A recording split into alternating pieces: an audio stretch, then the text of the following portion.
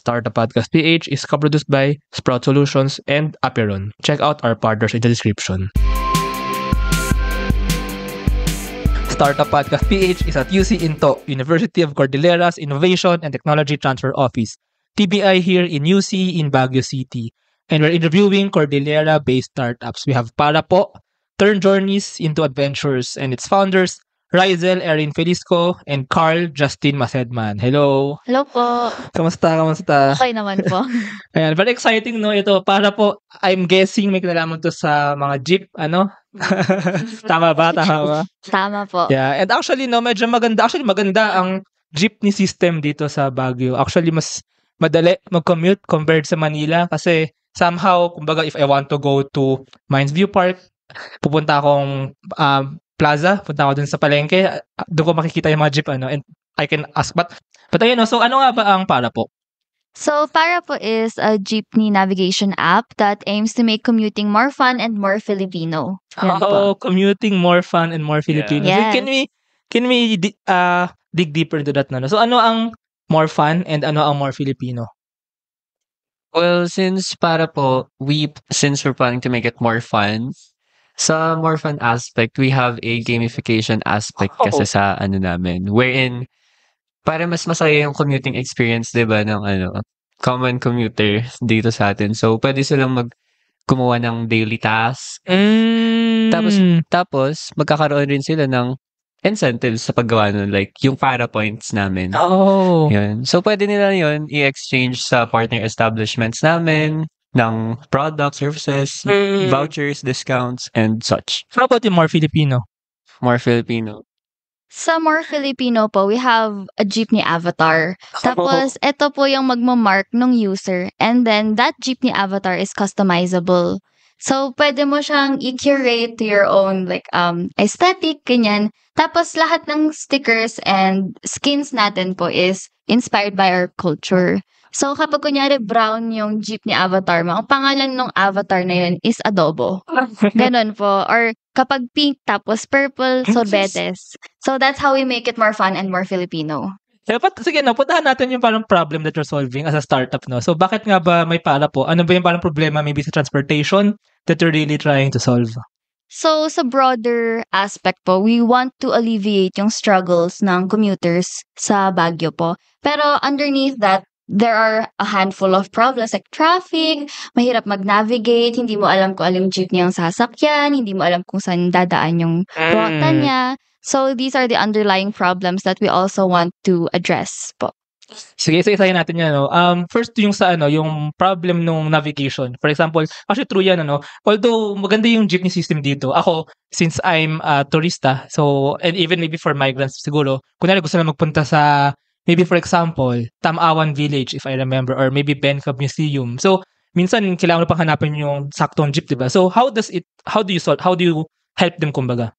So, sa isa sa features namin po, meron kasing destination search. Tapos, if you search, for example, sabi niyo po, Bencab Museum, pag sinearch yun ng user, tas they click navigate, ang lalabas is a scene na jeepney line. Okay. Because that's the jeepney they can ride papuntang Bencab Museum. Lalabas din ba kung saan yung sakayan ng jeep na yun? Yes po. So, saan nga ba yung sakayan ng jeep na yun? Para makapunta ako. Palengke, dun sa malapit dun. Ayun. So, is this parang app siya, 'di ba? It's an app na may map, tama ba? So for example, isa-search ko Bencab Museum, sasabihin niya kung saan ako pupunta, saan ako sasakay ng jeep. Parang mapipin sa map yung location ng jeepney terminal.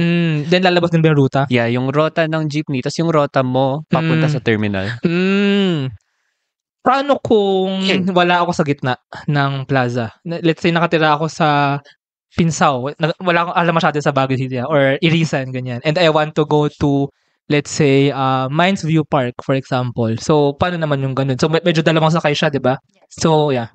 So, for now kasi po, sa system namin, we only have yung jeepney terminals sa city center and then palabas. But we do plan on integrating all the other routes na from Pinsao, papuntang town, papuntang session, ganun po. So, gusto talaga naming ma-complete yung routes. Yeah. Pero, true, no? Kasi for commuters, or actually, doon muna tayo sa mga turista na gusto kumbaga, DIY ng travel sa Baguio, hindi ko alam kung saan ko hahanapin, kung Yes. saan Yes. yung I mean, minsan sa mga hotel puwede ka magtanong, pero it's very convenient to know in the app. But meron bang parang dalawang sakay or is this usually isang sakay? And hanggang saan ba yung parang coverage na pinaplano niyo for journeying using jeeps? Isang sakay ng jeep, gano'n? Well, sa ibang journeys kasi, 'di ba, since yung iba, especially kung marami kang pupuntahan na tourist spots, like magkakasunod.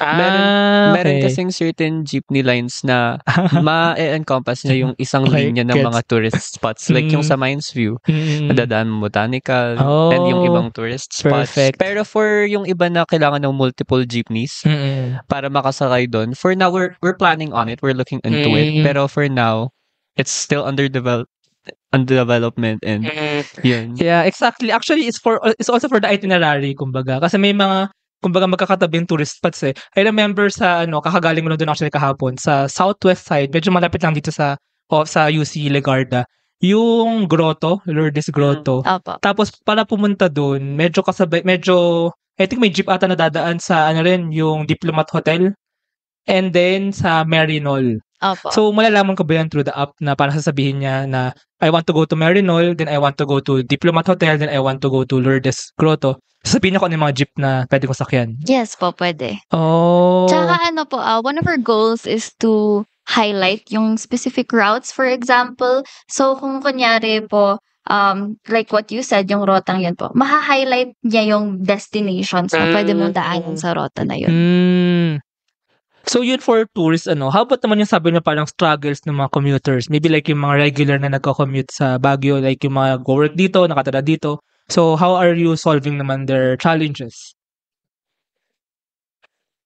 As a local po, ako din very lacking yung knowledge ko sa jeepney routes and whatnot.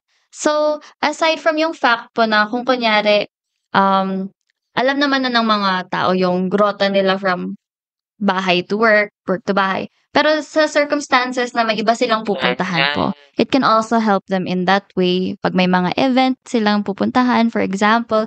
Tsaka, speaking from experience talaga po, kapag kami may pupuntahan kaming event na for para po, madalas ang tanong namin sa isa't isa, paano pumunta doon? Anong jeep ang sasakyan? So it comes from a personal experience din. And aside from this po, we can also encourage yung locals through yung incentives nga po na para points. So kahit hindi sila talagang parang mas need ng tourists yung navigation and whatnot, pero there's still the fun aspect for the locals po. So actually true yun kasi for example ako, I've been here na like more than a week na and nagta-travel ako sa mga lugar dito. Actually, totoo na hindi ko alam kung saan hahanapin kung paano pumunta sa isang lugar. Thankfully, meron na palang para po. Pero like, sa Google Maps kasi wala siya 'di ba? I mean, sa Google Maps, I think somehow meron if you're driving and yung sa ibang lugar like sa Manila, mga bus lang pero wala for jeeps. Ang ginagawa ko, nagpupunta ako sa mga forums like Reddit, doon ako nagtatanong or magse-search. Pero totoo na convenient nga if merong app Pero sige, for example for locals here, ano example ng pwedeng puntahan na kumbaga hindi mo usually alam pa? For example. Ano nga ba? From experience din kasi, since taga dito na ako, so parang nagiging routinely na yung rota na tinitake ko kapag jeepney to school or to internship to bahay, ganun. So, for example po, if may certain occasions, certain events na hindi talaga ako familiar with, tapos hindi ko talaga napuntahan, very convenient siya kasi na-try ko nung meron akong isang experience, parang networking event sa my part ng Mines View. Nag-search ako sa Google, wala nakalagay na jeepney terminal na pupuntahan. Tapos nagtanong na lang ako kay Rizel. Tapos hindi pa siya sure sa sinabi niya sa akin na jeepney terminal. Pero thankfully, tama. So yun nga, parang to lessen the burden of like yung risk na baka maligaw ka pa kahit local ka sa Baguio. Yeah. Tsaka to add to this po para sa mga locals, marami kasing mahilig mag-cafe hopping. So mga kainan, ganyan. Yeah. And maraming magagandang kainan na wala sa may along Session True, Road actually, or City Center. So Doon din namin siya ini-integrate for Mm. locals na mahilig mag-cafe hopping. Ah. So, for example, may makita silang, ay, bagong bukas na cafe, Mm. pero medyo malayo. Uso sa Facebook or sa TikTok. Opo. Ano. So, yes, with Para po, we can help them find their routes papunta sa mga establishments na they want to visit po. Actually, true yan. Ano? Kasi nag-search ako ng mga parang restaurants to go to or cafes to go to sa Baguio. And nung chinek ko sa mapa, kalat-kalat. Tsaka nasa looban. Nasa looban. So, ako, honestly, naglakad ako papunta doon. Kasi hindi ko alam. Pero, pwede palang i-search na with this Para po app. Pero, isa pang kinaganda nito, parang siyang database siya na database siya. And yung, kumbaga yung information na nandun sa app is legit valid. Kasi nanggaling mo dun sa mga jeeps. Hindi parang sabi lang ng kung sinong ibang kaibigan mo or ano. So, Opo. alam mong true, alam mong tama yung ano. So, paano naman yung app? Paano naman siya nag-work? And ano yung parang itsura niya? Ganun. Meron sa amin actually yung application. Yung ano siya, parang Sige, try natin kung makikita yan sa screen. yeah, under development siya actually. Pero for now, yan. ang ganda.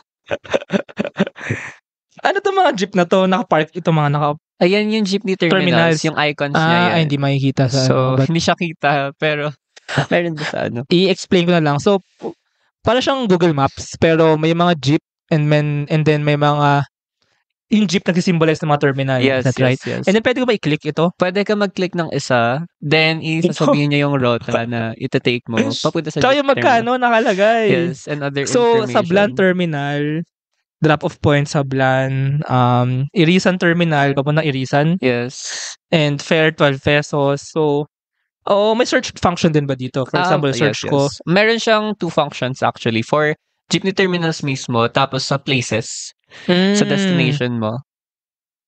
Sige, Navy Base Terminal. Ayan, pupunta akong Navy Base. So, mapupunta ako dun sa terminal. Yes. Parang mapipin na agad siya, tapos masasenter na sa mapa yung jeepney terminal mismo. Tapos magpapakita na yung rota na kailangan mong tahakin. Yung blue line na yan yung rota mo. From your yung location lalakarin to the... ko. Yes. Pero, we also have yung eto mismo. Yung rota mismo ng jeepney, makikita mo. Yung orange line. Okay. Actually, yan, exactly. Sakto. Super sakto, actually. Kasi for example, nga pupunta sa isang restaurant, sa isang pwede kong hanapin manually or pwede ko hanapin automatically through the app na if I want to go, hanapin ko yung ruta ng jeep na dadaan dun and then hanapin ko kung saan yung terminal. Makikita ko rin from this. So, yung nasa app, color blue. So, for example, search ko, let's say a restaurant. Grumpy Joe. Wow. Kaya 50's Diner. Wow.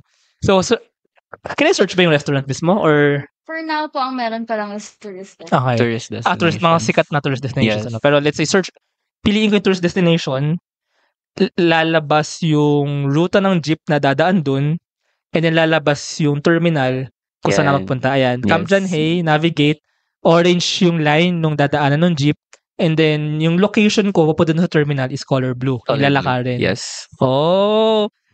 Alam nyo, more than 1 week na ako dito. Kung alam ko lang na may ganyan, ito na nagamit ko na yung ganyan. Ayun, how about yung sinasabi niyo parang gamification? So, what exactly parang motivation niya? So, for the gamification aspect po, so here, we have what we call para points. Tapos tong para points, pwede mong i-earn through various ways. So, for example, daily check-ins, makaka-earn ka. Tapos makaka-earn ka din through scanning QR codes. Yung QR codes na yan po, balak naming ikalat. So, possible meron sa loob ng jeepney or nandun sa terminal, meron din sa tourist destinations. So, kung kunyari nasa botanical ka, bigla kang may makikitang QR code, tapos jackpot pala ng para points. And then, these para points, if you accumulate a certain amount, pwede mo pong i-redeem sa partner establishments namin. So, for example, nakapag-partner kami with a cafe, yung para points na na-earn mo, pwedeng maging 10% discount sa best-selling coffee nila or something like that. Okay. So, parang siyang reward system. First of all, kumbaga, para mas gamitin ng mga tao yung local transport. And second, para din ma-market, para siya marketing din for those, Yes. those tourist spots and for those restaurants, for those cafes, Opo. Kaya talagang turning journeys into adventures siya. So parang in a way, para siyang cross-promotion between Yes, the two exactly. parties. Oh, that's a good business model, Mm. Kasi parang dun magagaling din yung ano yung parang source of running para po partnering with the establishments na malalagay diyan, So parang Yes. ano din yun sa kanila advertisement din yun Mhm. for them, Oh, that's actually interesting. Is payroll processing taking too much of your time? Introducing Sprout Payroll Starter. For as low as 5,000 pesos per month, you get a team of experts to help you with your payroll and HR needs. We'll help compute and process payroll, handle all your government compliance requirements, and automate timekeeping. Leave the payroll to us so you can focus on growing your business. Enjoy peace of mind with Sprout Payroll Starter.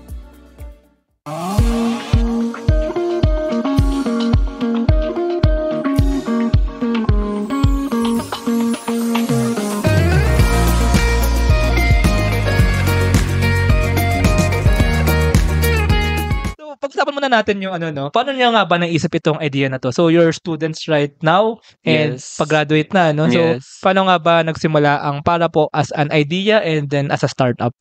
Actually po, itong para po, it started off as a school project nung last year, January 2023. Tapos iba pa yung name niya, it was On The Way. Opo.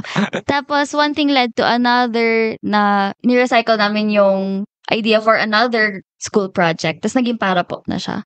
Tapos from there, naging part na kami ng mga mini-mentor ng UC Into. Kinuha kayo ni UC Into? Yes po. Oh, dahil magandang project ninyo. For PSC, for Philippine Startup Challenge po. So, oh. naging mentees kami doon po. And that's where yung development started. Pero the idea talaga po, from personal experience. Kasi hindi kami magaling mag-commute. So, nung project siya, kayo na yung magka-grupo? Yes po. How about yung parang pag-develop ng app? Kamusta yun? So that's where our developer comes in po. Siya meron ang ba kayong third develop- namin po. He's parang halfway through the journey siya nag-join po. And he helped us polish further yung system and whatnot. Classmate na rin siya? Part din siya ng project or? Kabatch namin siya, pero I mean 1 year? 1 year young. 1 year younger. Okay. Sa ano namin. So, pero comsci siya. So, shout out Coulson Bodo. Yeah, pero actually kita ko yung poster niyo dun, So, dito sa office ng Into, may board of cohorts. Kayo yung andun para po. Yes. And then, meron din yung hipster. Ano yun? Hipster, hustler. Ano isa? Hacker. So, siya yung hacker. Yes. Sino yung hipster? Ikaw yung hipster. Ikaw yung hustler. So, parang ano din yan, Parang in a team, maganda yung parang merong the creative one, hipster, yan. Hustler, siguro ikaw yung nag-sales, nagma-marketing. Sales talk. Tsaka yung hacker, maybe parang talagang nagde-develop nung app. So, did he know or she? Did he like make this from scratch? Like he this app? did, opo. Oh. Actually, pati yung mismong pang-generate namin nung routes po. Kasi we do need coordinates. Yung data na nakuha namin po, mano-manong, like picture lang. So, we didn't have coordinates. Kami pa talagang nag-digitize nung data. Sa mapa. Tapos si Colston din po ang gumawa ng system para ma-digitize namin yung data na yun. So, talagang from scratch po. Opo. How did you get the information pala? Yung mga ruta ng mga jeep? We got it from City Engineering Office po. So, nilapitan namin sila po and we asked if may available bang data. Oh, what if pag iba yung ruta ng jeep? Nag-iiba ba yung mga ruta ng jeep dito? Like, Opo. Ang alam ko po, may alternative routes sila, pero fixed lang din yung alternative route kasi nila. parang narinig ko may mga jeep dito na, kunyari, dadaan ng ruta. Yung iba mag-stop na dito sa certain, then babalik na. Pero mga specific na jeep na dadaan pa. Or, I think yung iba, depende rin sa oras. Parang may ganun. Opo. Tama ba? Oo. Yes po. Parang may varying service areas sila po. So, naka-incorporate din ba sa app yun yung oras, kumbaga? Na pag ganitong oras na, baka wala na yung jeep, ganyan. Yes po. Yung certain jeepneys po, kunyari hanggang 9 p.m. lang sila. Nakalagay naman. Sakto. Kasi yun yung problema ko. Minsan, maglalakad ako pa sa isang lugar, and then pabalik, ayoko na maglakad. Gusto ko na sumakay ng jeep. So, kailangan kong tansyahin yung oras para mayroon pa akong masasakit pabalik. So, tama actually na mayroon nga ring schedule. Ano pala, yung sa may project, di ba, this started sa project. So, requirement ba doon na may app na? Or you just really made this because you really wanted to make it as a startup? Nung una, it actually started from a paper prototype pa lang. Hindi siya required yung application pa lang nun. And we were also not sure din kasi kung ano yung ilalagay naming project sa capstone namin, which is yung may requirement na application. So, Okay. one thing led to another. We decided na, sige, push na tayo dito. Dito na tayo. So, yun. Hanggang school, hanggang startup, iisa na yung wini-work on namin, which is very convenient din. Yeah. Pero I mean, kudos din sa UC, sa Yes. department. IT, no? IT. Na kumbaga, may ganitong project na na-encourage din yung mga students to do innovations and to actually, kumbaga, make it into a startup. And as I see nga sa inyong mga IDLAs, meron kayo IDLAs ng Philippine Startup Yes. Challenge 8. So, kamusta naman yung pagsali nyo dyan sa competition na yan? Nung una po talaga, we weren't confident sa pagsali. Parang we were doing it for the experience. We were doing it for the plot. Pero praise din po yung project namin. Sabi, nakikitaan nila ng potential and ang laking fulfillment din po sa amin. So, magandang experience din talaga yung Philippine Startup. Kasi before this po, we didn't have any experience with startups and pitching. So, para siyang may nabuksang bagong mundo for us po. And we really, really like it po. Parang at this point, kinoconsider na naming forte namin among other skills. Yung pag-pitch and So, talaga na-enjoy namin po. Sino yung nag-pitch pala? Noong una ako po. Oh, the hipster. Ako po. And then, ano na una? Sumala kayo dyan sa PSC or you joined into? Or sabay? Yeah, sabay kaming mini-mentor din nun. So sila into din ba parang nag-encourage sa inyo to join the competition? Okay. And aside from that, ano pa yung naging experience nyo with UC Into? Kamusta ang mentorships here? Kamusta ang support that they give you? Kanina nakita ko meron kayong kamit. So, ano yung mga, kumbaga, ano yung nangyayari? Ano yung mga milestones na nakakuha ni Para po? Well, first of all, sa aspect ng pitching pa lang, dun, ang dami na naitulong ng UC Into from yung format of things, yung pagkakasunod, yung flow Hindi ng paggawa ng pitch deck. and presentation, yes. And also yung content niya rin. Pero also, UC Into helped us, they brought us into the network of startups. Startup space. Yun. Parang the web of startups na ang dami na naming nakikilalang other startups na or other mentors or yung mga proficient sa startups na they helped us with certain aspects of the project. Yeah. Actually, si Colston po, we met him through a networking event ng Into among UC students po. So, dati, iba yung startup team niya. Lamip na pirate. Medyo, pero kasi po, parang nag-fade na lang din yung idea nila. So, hindi natuloy.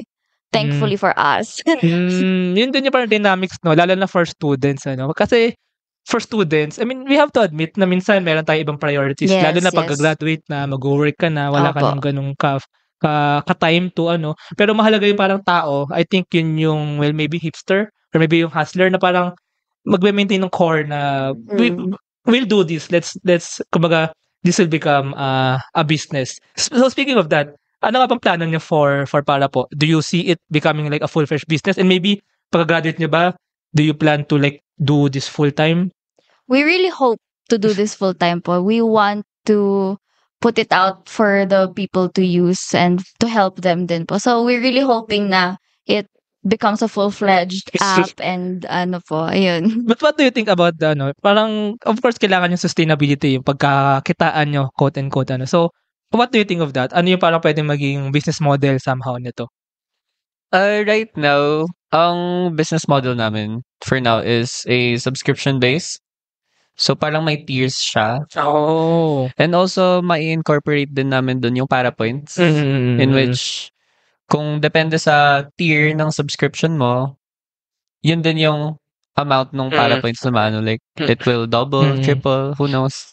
Or pwede nyo siyang gawing do you think pwede nyo siyang gawing freemium? Ayun yung freemium. Yes, may we free have na free yung use ng app. Pero you can have premium benefits if you have a tier, if you have a certain subscription.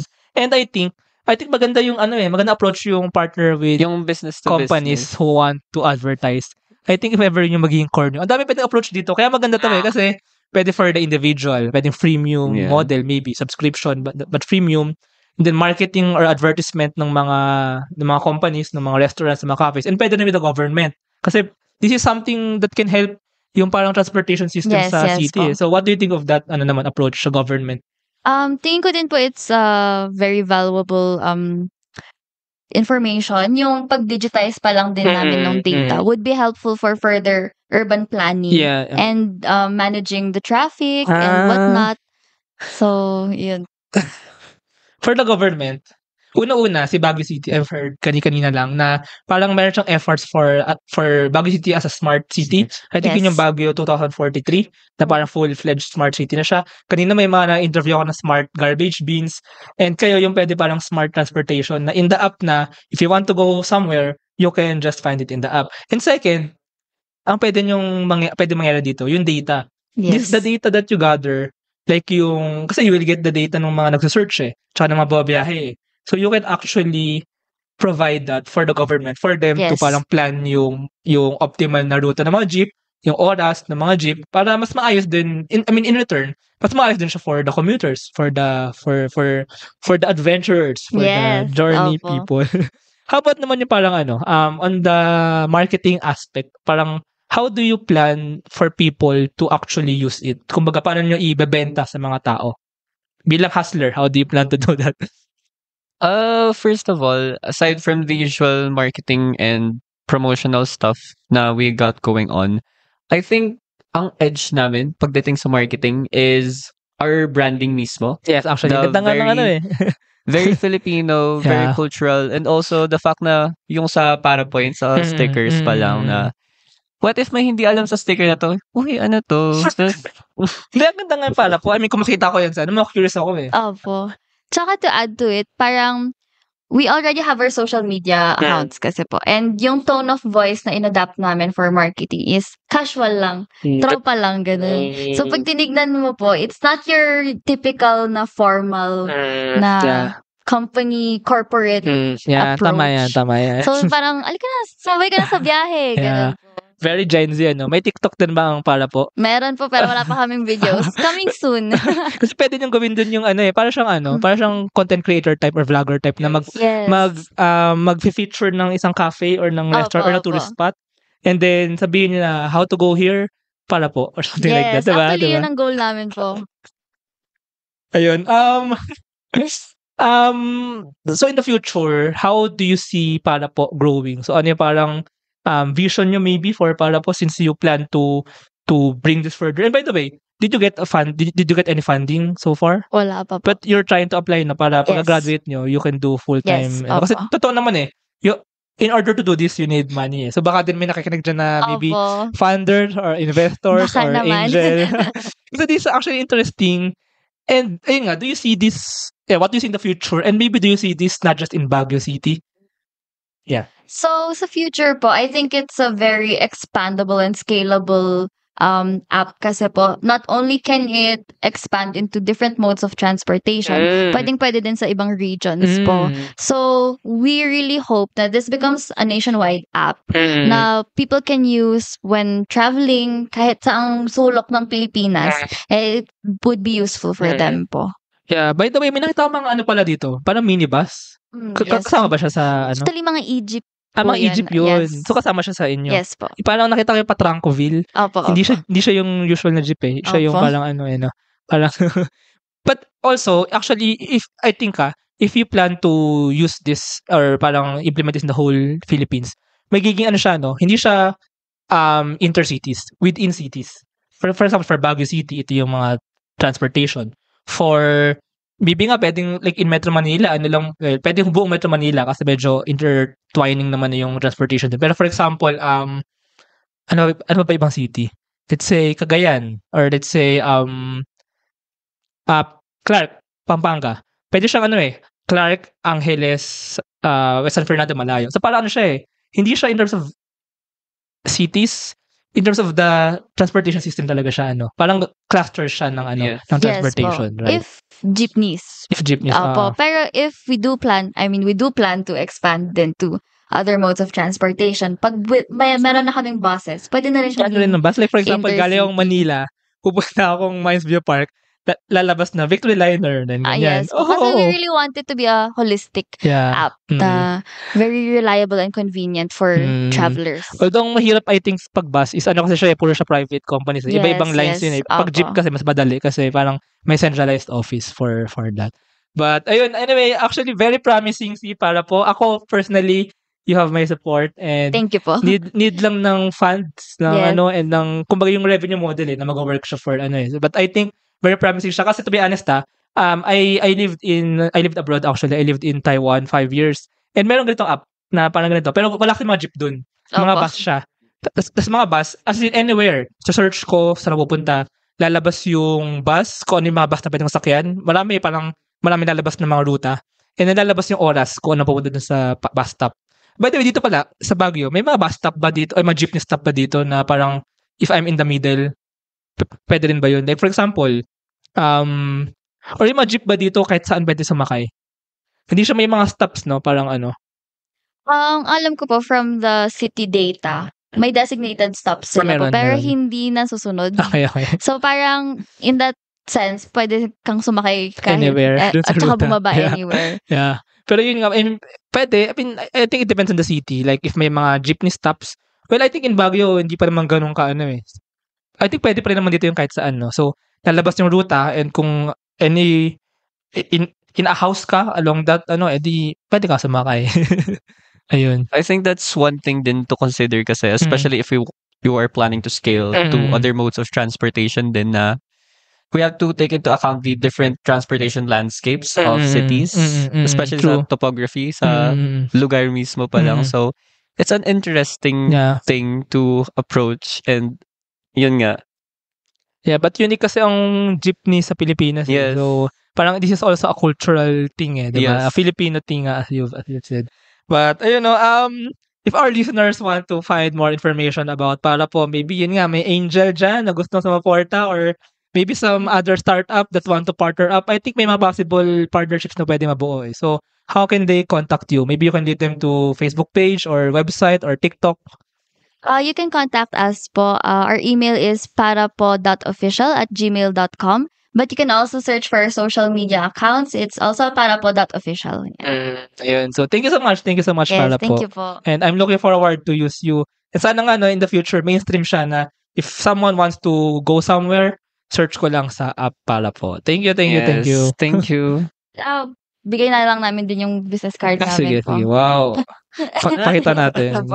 Meron silang business card. Ayan. Yes.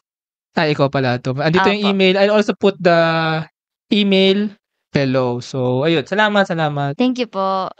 Thank you very much to our 50 patrons. This episode is super powered by AskLex PH Academy, our official e-learning partner. Get certifications on Lean Six Sigma, project management, data science, and more. 1. CFO services, bookkeeping and tax, and payroll processing for startups and small businesses. Tuala, privacy-focused digital experience for sharing identity information across Web 2 and Web 3 ecosystems. Better Support, a Manila-based BPO company. They are offering a referral program for anyone who can bring in new BPO clients. If you know any Western-based business that might have a need, let us know. Britanna, a cloud-based enterprise-grade ERP solution that fits the small and medium business budget. Fail Coach, business training, coaching, and consulting for startups and SMEs that are scaling or finding product market fit. Wonder Brand, next generation data science-driven brand strategy and design company for emerging markets. School Tech, all-in-one AI-integrated school and learning management system for small and medium schools. Doon, Philippines' first fully insured peer-to-peer car sharing marketplace. East Point Business Outsourcing Services, the one-stop shop for streamlined business solutions for MSMEs such as business registration, bookkeeping, and more. And Space Cebu, global co-working space, private office, and meeting rooms for startups, digital nomads, and freelancers. Mamiki Super Pet App, the Philippines' first ever one-stop mobile app for pet products and services. MarketMind Local, a digital marketing company focused in helping small and medium businesses. Mata Technologies, Philippines' premier provider of virtual tours and maps for LGU's real estate, tourism, and private businesses. Hire Business Solutions, provider of the most configurable cloud-based payroll system in the Philippines. Smile, consent-driven digital employment verification service to make smarter decisions faster. Divico Technologies, IT solutions specializing in software development, blockchain smart contracts, digital wallets, and cybersecurity. Drive Manila, PH largest peer-to-peer car rental community community. Ignite Careers, career matching platform for Filipino talents and hiring companies in the outsourcing industry. Looking for buy and sell online with Sigurado sellers. NutriCoach, personalized nutrition and weight loss programs for you. Benjoy's Food Products, the home of premium bacon ends, tapa, and tocino. This episode is powered by Contact RFID Business Cards, Dohe Philippines, Edfolio, Hive Rooms, Kazam, Codesham, Jure.ph, Big Giant Games, Founders Launchpad, Packetworks, Uplift Codecamp, Pareto Consulting, Agile Data Solutions, Hassel PH, Board Prep, Zales, Sirius MD, Pahatid PH. Please support the podcast through the links in the description.